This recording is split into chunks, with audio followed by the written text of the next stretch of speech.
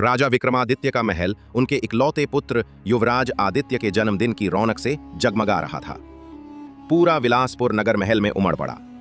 जब मंत्री सत्यम अपनी पत्नी रानी दिव्या के साथ आया तो सभा में सन्नाटा छा गया। दिव्या की सुंदरता चांदनी जैसी थी, गोरी त्वचा, कमल जैसे नयन और मोतियों जैसी मुस्कान। राजा की आंखें उस पर चिपक गईं। उसने शराब का प्याला गिराते हुए कहा, आज तक ऐसी अप्सरा नहीं देखी, ये स्त्री तो स्वर्ग की हूर है। मंत्री सत्यम ने राजा की नजरें पढ़ ली।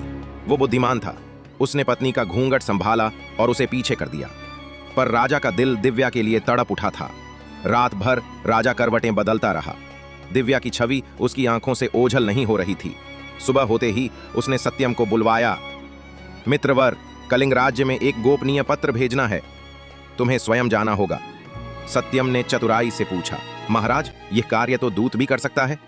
राजा गर्जा, क्या मेरे आदेश पर प्रश्न उठाते हो? तुरंत प्रस्थान करो।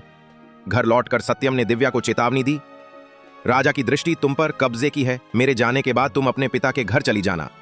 पर दिव्या मुस्कुराई, चिंता मत करो प्रिय, मैं स्वयं इस अग्नि को शांत करूंगी। जब सत्यम चला गया, राजा ने दिव्या को महल में बुलवाया। उसने सोने का हार भेंट करते हुए कहा, तुम्हारी सुंदरता इस महल की शोभा बढ़ाएगी। दिव्या ने हार ठुकरा दिया, महाराज, मैं पतिव्रता हूं, कृपया मेरी लाज रखें। राजा का क्रोध भड़क उठा, मैं इस राज्य का राजा हूं, जो चाहूं वह कर सकता हूं। तभी दिव्या ने अपना घूंघट उठाया। उसके चेहरे पर कुछ रोग के निशान थे। देख लीजिए महाराज, यही कारण है कि मैं सदा घूंघट में रहती हूं। क्या आप अब भी मुझे चाहेंगे? राजा घबराकर पीछे हटा, दूर हो जाओ, तुम तो अशुद्ध हो।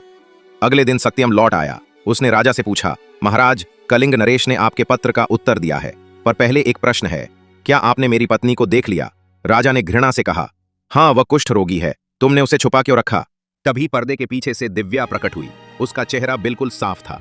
सत्यम ने गंभीर स्वर में कहा, महाराज, कल रात आपके सामने मेरी पत्नी नहीं बल्कि वेश्या माया थी, जिसे मैंने रुपये देकर भेजा था।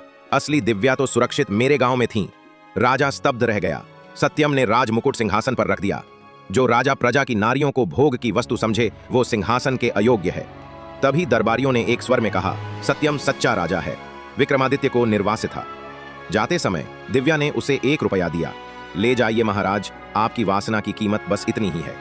इससे सीख मिलती है कि वासना की आंखें सच्चाई को नहीं देखती, लेकिन सच्चाई जब सामने आती है तो वासना की आंखें खुद शर्म से झुक जाती हैं।